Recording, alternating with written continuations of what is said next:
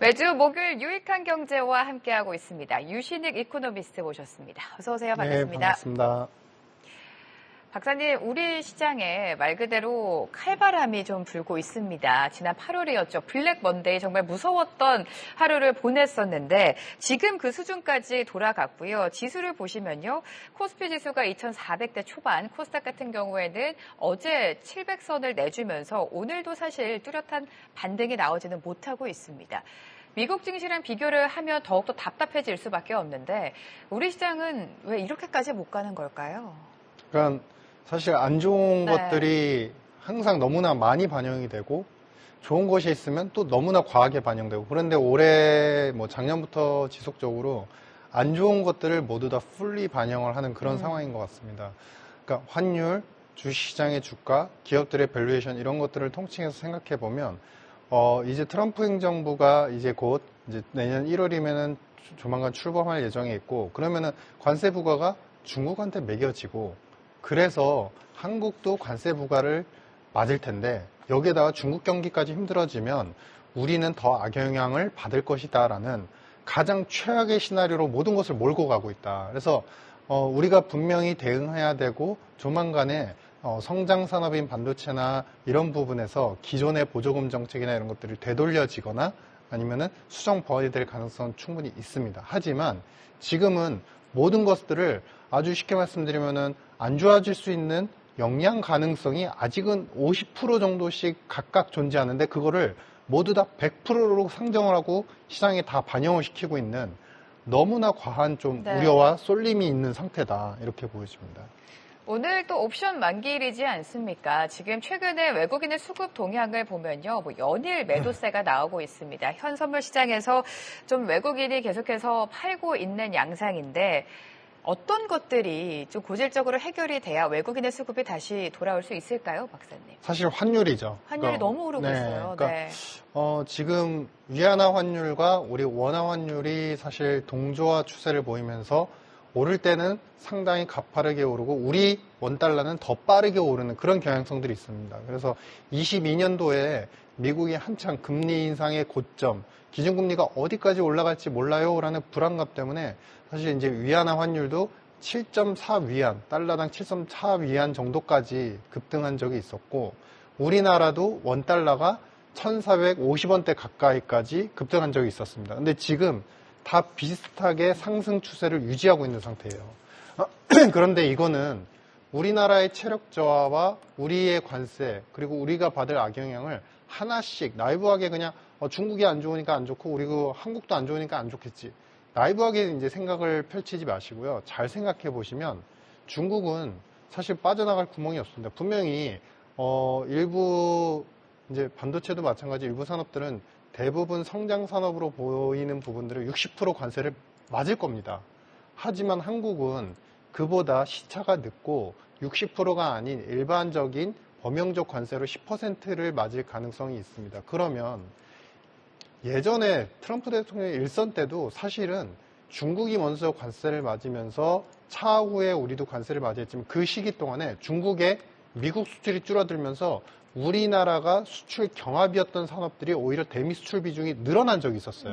즉 기회도 존재를 하면서 서서히 나빠질 수 있는 가능성도 함께 공존을 하고 있는 상태인데 우리나라가 원달러만 더 빠르게 지금 급등하는 것은 시장의 왜곡 현상 그리고 외환시장 자체에 어떤 뭐라고 그래야 되나 마이너 통화로 아직도 인식이 되는 글로벌 FX 투자자들의 그런 경향성이 상당히 짙기 때문이다. 그러니까 이거는 구조적으로 단순히 올랐으니까 개입을 하거나 뭔가 구두 개입을 해서 안정화시키고 이런 게 아니라 사실상 우리는 오히려 선진 금융 시스템을 더 따라가고 있기 때문에 위안화와 차별적인 구조적 시스템이 있다라는 것들 그리고 최근까지 진행됐던 FX 관련되는 이제 글로벌 플랫폼화되는 그런 부분들이 빨리 추진이 되어야 이런 기이한 현상들 우리보다 중국이 더 나쁠 텐데 우리도 같이 환율이 따라가는 그런 현상들이 이제 없어질 거다. 그래서 이것은 어찌 보면은 진짜 안 좋은 영향을 반영했기 때문이라기보다는 원달러가 아직도 구조적으로 시스템이 불안전하기 때문에 나타나는 그런 현상이고 그러면 외국인들도 어느 정도 환율 고점 부근을 확인하고서 다시 수급이나 여러 가지 이제 수요, 매수 수요가 좀 전환될 것이다. 이렇게 보여집니다. 네, 결국에는 달러가 좀 진정이 돼야 외국인의 수급도 돌아올 텐데 진정세가 좀 기미가 보이지 않는 것 같습니다. 원달러 환율이 2년 만에 1,400원대로 치솟으면서 지금 1,400원 단에서 계속해서 변동이 심한 모습인데 연말까지 원달러 환율이 1,500원까지 갈 수 있다. 이런 우려의 시각도 많이 나오고 있는 것 같습니다. 달러의 전망을 한번 들어볼게요, 박사님. 1,500원은 사실은 저는 그렇죠? 동의하기 힘듭니다. 네. 왜냐하면 우리 예전에 이제 그 서프라임 리만 터졌을 때가 1,500원대를 이제 찍고 1,550원대 이상을 찍고 그러고서 이제 빠르게 내려온 경험이 있는데 사실 우리나라 경제 상황이 힘든 건 맞지만 우리의 입장만 생각하지 말고 전 세계를 바라봤을 때 지금 트럼프 신행정부가 들어서면 관세의 역량 그리고 외교적인 정책의 압박, 방위비 관련되는 무역 그러니까 여러 가지 이제 안보 협력과 관련되는 압박들이 한국만이 오롯이 갖고 있는 리스크가 아니에요. 전 세계가 다 동일하게 갖고 있습니다. 그런데 다만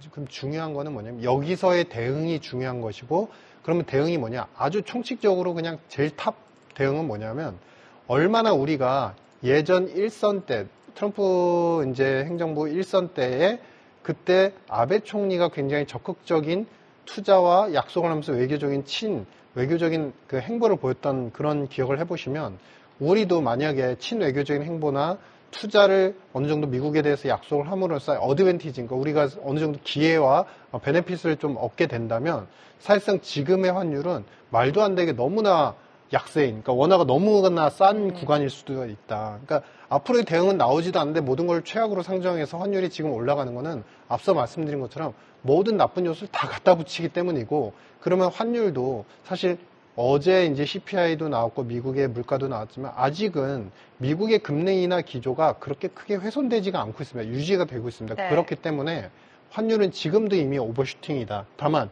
심리 불안이 어느 정도 해소가 돼야 되기 때문에 1,400원 중반 정도까지는 살짝 열어놓고 무조건 1,400원 중반대까지 1,450원대까지 간다는 건 아니고요. 어느 정도 열려 있다가 다시금 정책의 방향성이 우리만 그렇게 안 좋은 것이 아니다라는 불안감이 충분히 불안감 해소될 수 있다고 생각하고요. 해소가 되면 어느 정도 반락을 하면서 1,300원대로 다시 진입할 것이다 이렇게 보고 있습니다. 트럼프의 관세 정책이 인플레를 부추길 것이다. 이런 우려가 계속해서 나오고 있고요. 환율이 1,500원대는 좀 제한적일 것이다 라고 언급을 해주신 것 같습니다.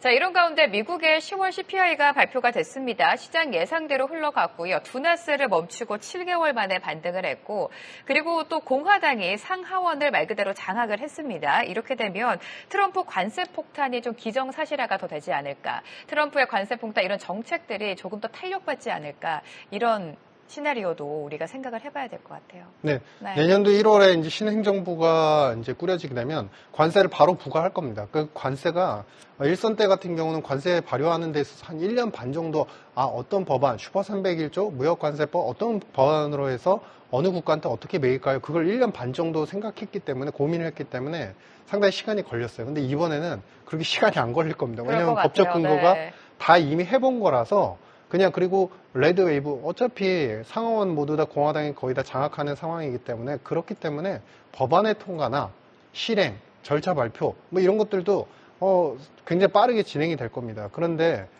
지금 물가가 폭탄을 맞을 것이다. 관세가 결국에는 수입 물가의 상승을 이끌어내고 그리고 여기에 더불어서 이민자들을 내쫓겠다는 게 트럼프의 정책이기 때문에 노동시장에서 또 노동의 공급이 부족해지면 임금도 올라가고 이게 인플레를 유발한다. 분명히 존재를 합니다. 근데 이게 만약에 내년 초에 아주 극단적으로 말씀드리면 내년 1월 달에 관세를 갖다가 전 세계에 매겨도 이 효과가 발효가 되고 역량이 계속 이제 다른 국가들한테 관세가 매겨지고 그게 미국의 수입 물가의 상승과 동시에 이민자들의 추방으로 인해서 임금이 올라가는 그 속도와 기간을 생각해 보시면 최소 1년에서 1년 반, 즉 26년 초나 26년 상반기쯤부터 물가 상승의 압력이 반영이 되기 시작을 합니다. 왜냐하면 그때 당시에도 시차가 상당히 두고서 반영이 되거든요. 그러면 그것을 왜 지금의 벌써부터 이 인플레 압력으로 다 전이돼야 될 것이라 왜 걱정을 하느냐. 이거는 시장이 말 그대로 진정한 방향성과 정책을 모르는 상태에서 그냥 우왕좌왕하는 것뿐이지 펀더멘털리 진짜 그렇게 될까봐 될 가능성이 크기 때문은 아니다라는 것이고요. 어제 나온 CPI도 잘 보시면요. 우리가 디테일하게 하나씩 보셔야 됩니다. 미국의 서비스 물가는 약간 높은 상태지만 전년비 상승률은 좀 둔화가 되고 있습니다. 네. 하지만 물가 CPI가 2.6% 나온 데 있어서 가장 중요한 부분은 에너지 가격의 전년비 그 상승률, 그러니까 전년비 증가율 자체가 마이너스 20% 정도, 퓨엘 오일 같은 경우는 20% 나올 정도로 안정화되고 있어요. 그런데 트럼프가 대통령이 바로 지금 정책 선언할 가장 가까운 정책 중에 하나가 뭐냐면 관세도 있지만요. 화석 연료와 전통 에너지를 사용했다는 겁니다. 즉, 이것은 지금 에너지 가격이 다운그레이드가 됐지만 전통 에너지까지 사용하면 더 다운그레이드가 되면서 오히려 전체 CPI의 하락 압력을 더 가중시킬 것이다. 물가가 안정화되면 금리 인하 기조는 당분간은 절대 깨질 일이 없다. 지금은 너무나 과도한 우려를 미리 당겨와서 너무나 우왕좌왕하고 네. 있는 그런 상황인 것 같습니다. 자, 오늘 이 시간 트럼프 2기 행정부 출범을 앞두고 시장에 대한 영향 짚어봤습니다. 유신익 박사님과 함께했습니다. 도움 말씀 감사합니다. 네, 감사합니다. 계속해서 다양한 경제 이슈를 알고 싶다면 구독과 좋아요, 알림 설정 부탁드립니다. AI 캐스터 권미정이었습니다.